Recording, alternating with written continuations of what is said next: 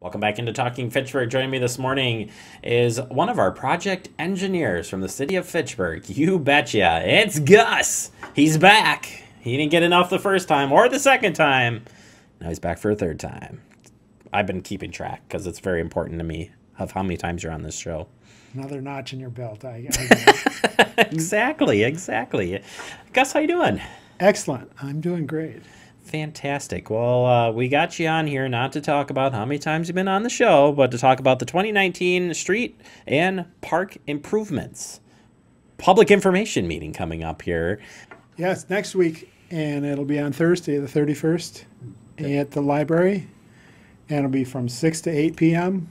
in the meeting room, the big room in the library. We're going to go through some of the stuff that you guys want to review with people. But first off, just tell me a little overview of what we're going to be doing here at the meeting. At the meeting, we'll just go over a few things that will be happening on the project. One of the main things is resurfacing the streets, and that's a process that has several steps. The first step is remove the curb and gutter along the street that's defective, and then the next step is pulverizing all the asphalt, chopping it up, and removing it and regrading it so we have a good 3% cross slope so the water flows to the curb. And then we'll add 2 layers of asphalt, 1 3/4 inch each, to get a 3.5 inch new layer of asphalt on the road. In that process, we'll also adjust any valve boxes and manhole frames to the new grades, and we will replace any defective storm sewer inlets and any other utilities that are needing fixing. Fantastic. And this is part of the overall plan, right? Like we have a CIP, capital improvement project, for replacements of roads, and this is following along with that plan? It is, and each year we prioritize the roads, and we put that out in the CIP in the spring, and then the council uses that to do the budget for the following year. And this year we're spending about $1 million on streets, and then we're also doing some other work for the park improvements. So we're doing a couple paths and a couple basketball courts. That'll be pretty cool. Let's go through some of the areas that we'll be getting some work done specifically. Well, the largest area is the Wildwood South area, and there's a number of streets in here.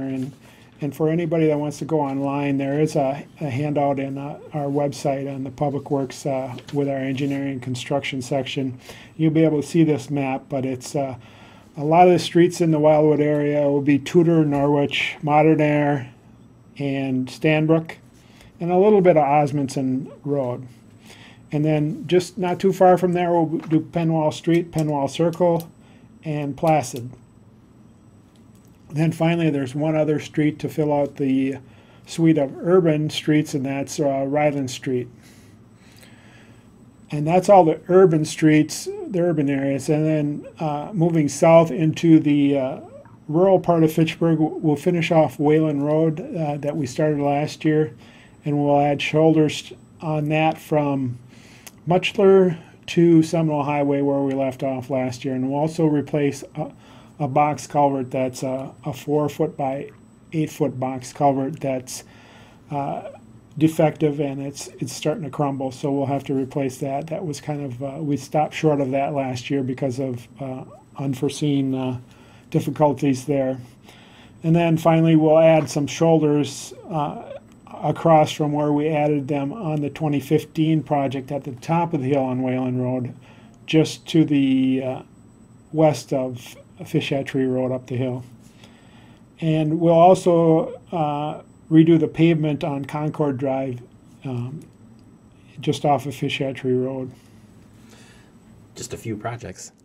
Just a few little ones, and we got basketball courts in Wildwood South, and also in the Country Heights, I think, Country Vineyard neighborhood. We got 2 basketball courts, and we got we're adding a bike pedestrian path around one of the ball diamonds in McGaw Park, and we're finishing out a path along that abuts up to Nobel Drive. It's right next to Fahey Fields development. The new apartments that are going in, the park just west of there in the Tech Lands Park.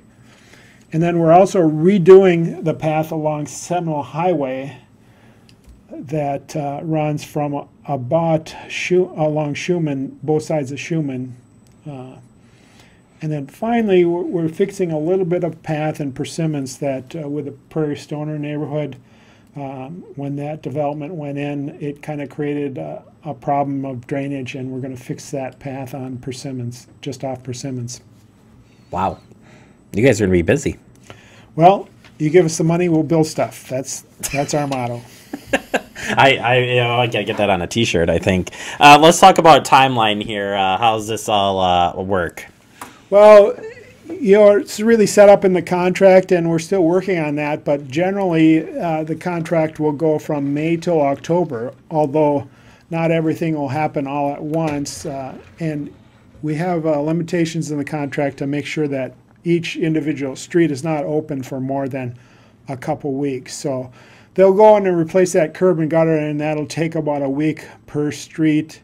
And then after that, when they pulverize the road, which affects the residents a lot, but they can still drive in and out and have access to their house, they'll pulverize that, and that'll be about a 2 weeks process to grade that and adjust the manholes and valve boxes.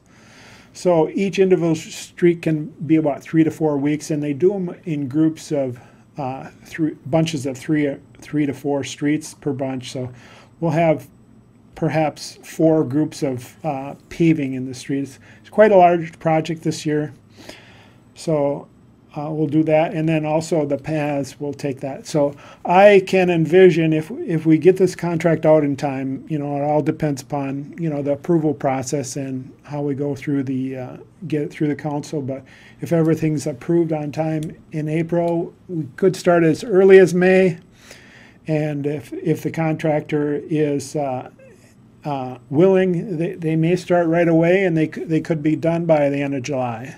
But if they delay it a couple of months, they start at the end of June, they could work into September.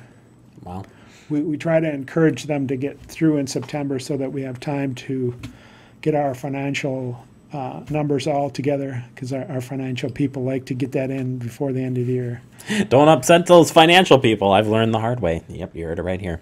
All right, stay informed with the project. It's easy to do. You've got the website. What can we do to stay informed as this moves forward? Well, the city has the Notify Me aspect on there, and there's a special section in Notify Me which is street improvements. So if you sign up on there, you can either get a text or an email alert on what's happening, and we try to update that to reach out to let people know when exactly their street is going to be paved. So when we get a group of streets on the schedule, we'll tell them, this bunch is going. So say Tudor and Stanbrook, they're going to be paved this next week. And then if there's a rain or delay in the project, we can say, well, we've added a couple another week. So that makes it easier so people don't have to call in and ask what's going to be done, because that takes a lot of time of our staff when they have to answer questions and not watching the contractor making sure they do a quality job out there. Right, yeah.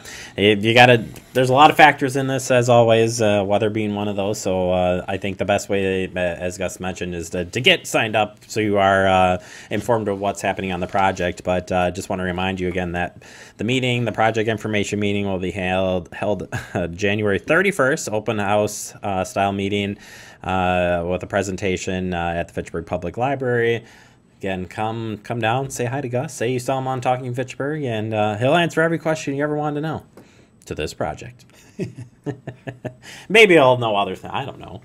Yeah, and another thing that we'll get probably at the meeting is assessment issues, because residents are responsible for the curb and gutter replacement, 50% of that cost, up to a maximum of 40 feet. So that generally will cost no more than $1,000 or $1,100 maximum per property, but it depends upon if the curb and gutter is defective in front of your property. And we've been out this fall and into the winter time looking at that curb and gutter, so we've got a pretty good idea of what's defective out there. So you'll be able to stop in and look at what we're proposing for your street on how much curb and gutter is being replaced and how much it may cost you. Fantastic. Yeah. Good opportunity to come out, talk, and stay informed again on what's going on. And as an added benefit, you'll be able to meet our new Director of Public Works, Lisa Coleman. She's a great engineer that we kind of persuaded to come from the city of Madison. So we've got a good engineer there, and she's heading up our department, and she'll be there also to answer questions. Absolutely, yeah. We got to get her down here, get her on the show, and introduce her to the folks. You tell her a personal message from Jeremy that she needs to come down and do that.